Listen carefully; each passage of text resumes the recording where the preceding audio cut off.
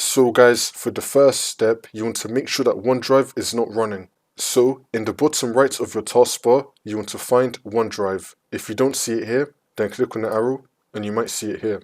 If you do see OneDrive right here, you want to right click on it and then click on the gear right here, the gear icon, and then click on Quit OneDrive. And then click on Quit OneDrive again, which will now close it. You can also go to search and type in Task Manager. Click on it. If you see OneDrive open, you want to click on it and then click on End Task. For the next step, you want to go to search and type in Run. Click on it. And then once we're here, there's going to be two commands down below in the description. Both of these are going to reset your OneDrive. However, most likely only one of them will work.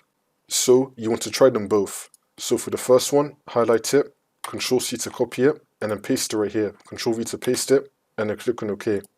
If you did not get an error message, it means that it works for you and it's now reset and then the problem should be fixed. If you got an error message, then you want to go to search and type in Run, click on it. You want to try the other command. Copy it, and then paste it right here, and then click on OK. In my case, I got an error message, but that's because the other command worked. So try both these commands until one of them work, and then the problem should be fixed.